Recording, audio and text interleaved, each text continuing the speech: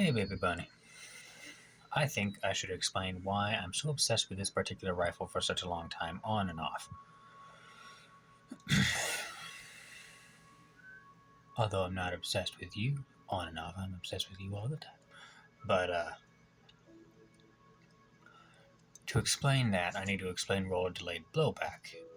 But first, it's best to explain a firearm fundamentally what it is to begin with. A firearm is something that shoots a projectile out of the end of a tube from a cartridge. A cartridge is housed in either plastic or metal, usually brass or steel, and it also contains an ignition point called a primer. And say a double-barreled shotgun, or even a single-shot shotgun, there's basically a tube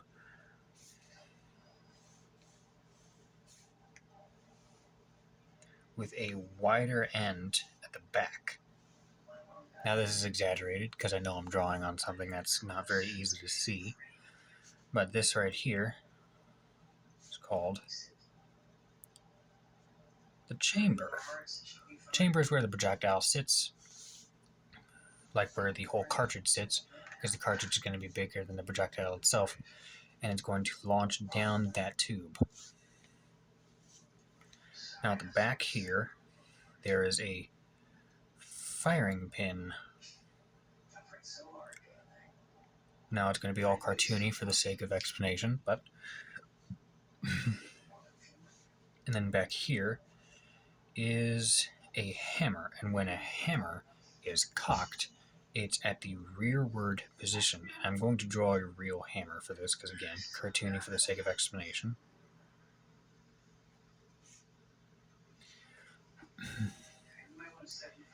A hammer can come in many different shapes, different sizes, depending on the caliber or what you're actually shooting. In this case, it's a shotgun. And the hammer has a spring pushing up against it. And when it's in the rearward position, it's compressed. And their big trigger basically just releases that tension. Usually there's notches in the hammer that stop it from moving until you pull the trigger, and then the spring takes control of the hammer and it just throws it forward, hits the firing pin right here, then it hits the rear of the cartridge here to cause the ignition and fire down the tube.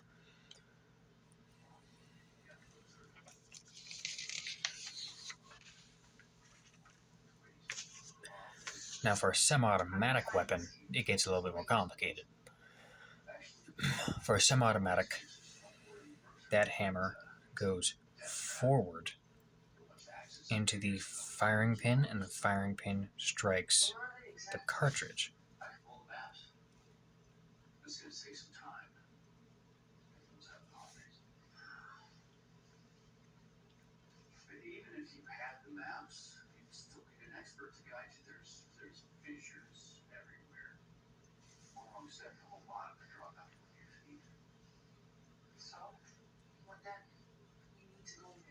Now, a reminder, a cartridge is just another way of saying ammunition. A lot of people will say bullet, but in reality, bullet is the part that leaves the barrel. Cartridge is the part that houses everything. Gunpowder, primer, which is the ignition, and the shell casing itself. Once it hits that, it goes down the barrel. But for a semi-automatic, it uses the impulse, because when you feel recoil, it's this force of the explosion throwing you back.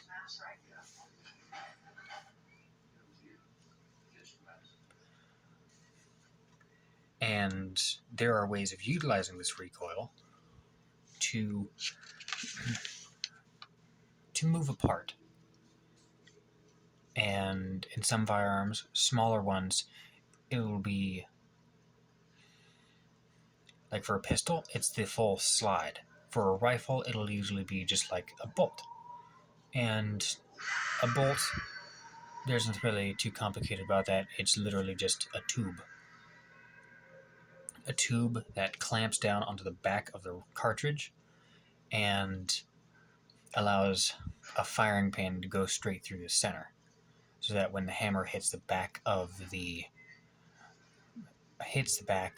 bolt, the firing pin is the only part that moves, and it hits the back of the cartridge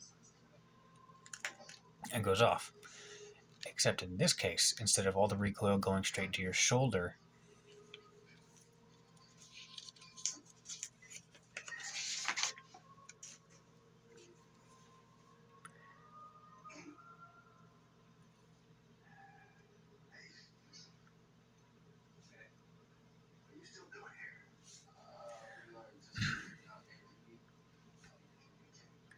C for cartridge, and then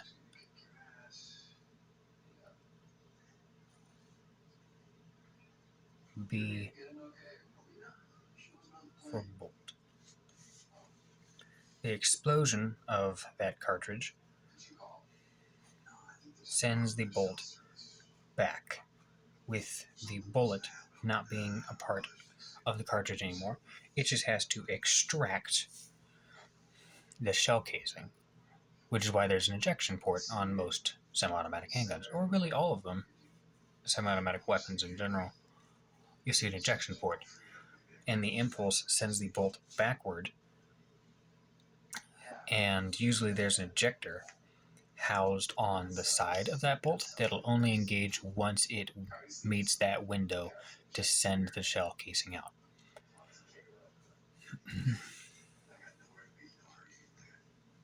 And for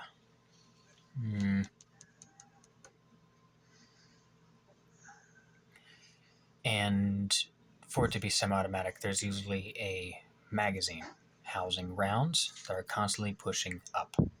Well, up. Sometimes this is attached, sometimes it's not. Weapons very much depend on springs, such as the spring that sends the bolt back forward.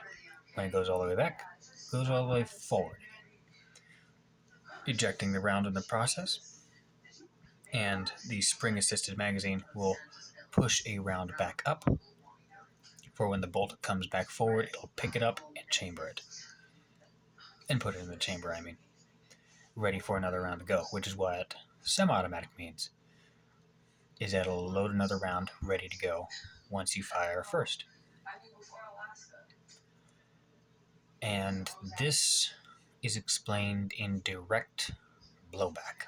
That's the process I explained, to where it's the impulse of the bullet going off that causes the bolt to move back, and a spring to push it back forward.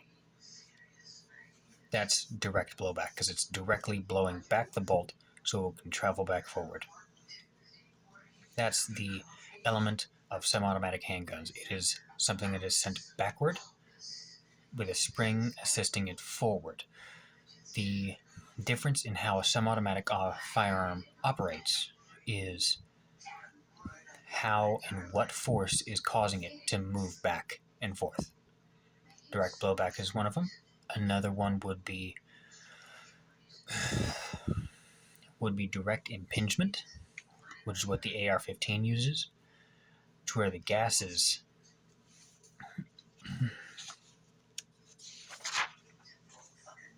see, right here is the barrel. Let me redraw the picture from earlier, and here is the chamber.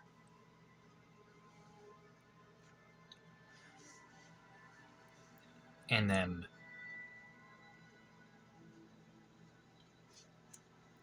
round goes off, sends flying down the chamber, but the bolt,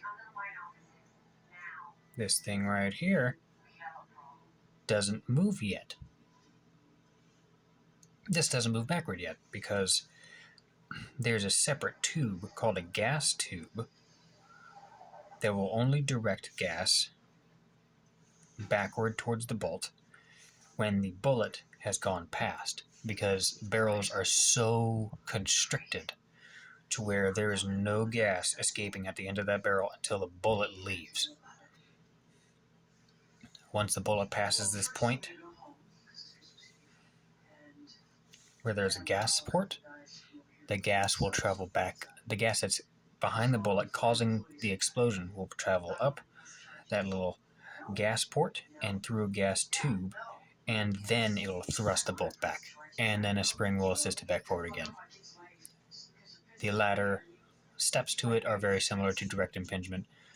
Well, very similar to direct blowback. This is impingement.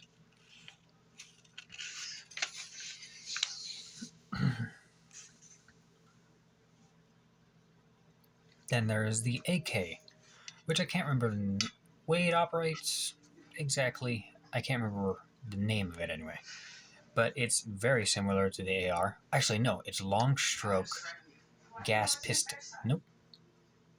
Yeah, long stroke gas piston. Where it's the same concept.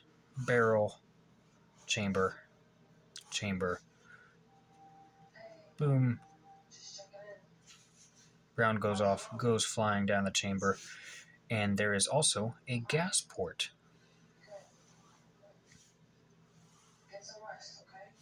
Except instead of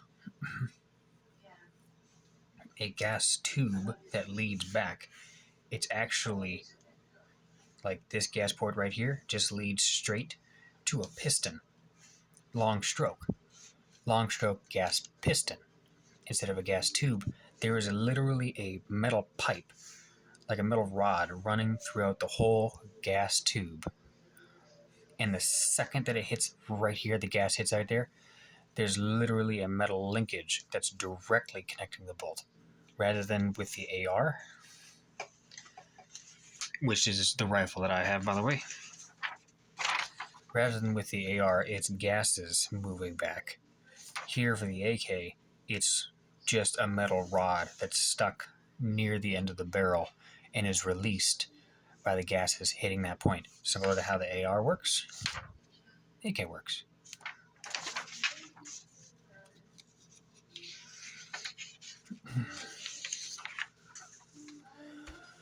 Now to go back to direct blowback. You'll see direct blowback in a lot of firearms, most of them 9mm, which is the pistol round. Like my pistols, like the pistol that you shot of mine, that's a 9mm. Direct blowback has to be very carefully calculated. Since it's not using any gas system, it is using the direct blowback of the round itself to throw a bolt back and a spring assisting it back forward. So you have to calculate the weight of the bolt because it's literally an explosion going off. How do you contain it? For the AR and the AK, the bolt can't move. The bolt is locked into the chamber. It's not moving until that gas hits. There's no way of the bolt going back while the explosion is still happening.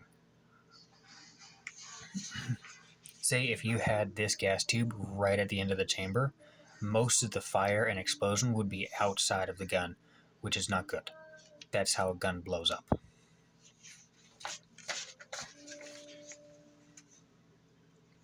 So to contain it, instead of locking the bolt and timing it based on where you put the gas piston, like where you put that gas little port in the barrel, changes the timing of the whole operation of the gun. It's like setting a stopwatch. You put it back here, it's going to cycle faster. You put it up here, it's going to cycle slower. In layman's terms, that's kind of how it works. Although not exactly. But for direct blowback, there is no gas system. It's just the weight of the bolt that's keeping the explosion inside of the gun. It's timed not by where you put the gas port in the barrel. It's timed by having a weight of a bolt that keeps the explosion inside the barrel long enough. Like, it keeps the explosion inside the gun long enough to where there's no explosion outside of the gun.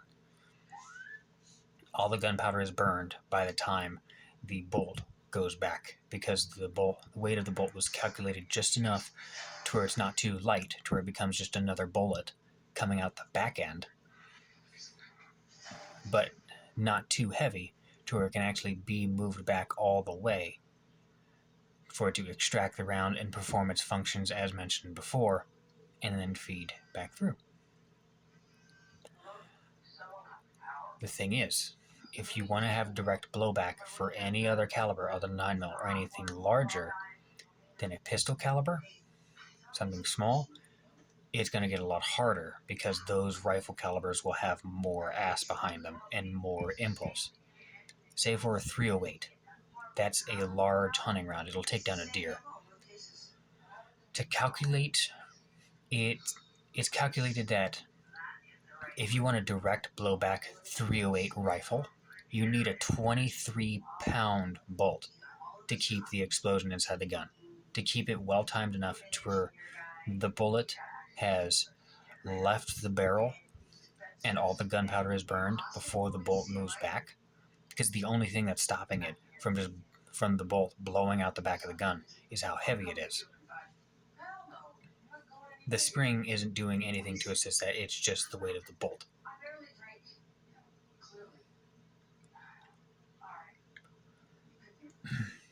For a .308, you need a 23-pound bolt. So how do you have something simple to where there's not a gas system and there is not... And you can have the simplicity of a direct blowback, because as explained with the gas systems is that there's more parts breakage, there's more parts around the gun that can fail, that can break. Something can get in the system and cause it to jam. For direct blowback, they're known to be almost unbeatable because of their simplicity. They're just meant to chug. So how do you get a more battle-ready caliber, a heavier caliber, ready for that simplicity? Roller delayed blowback. Now that one's going to be hard to explain.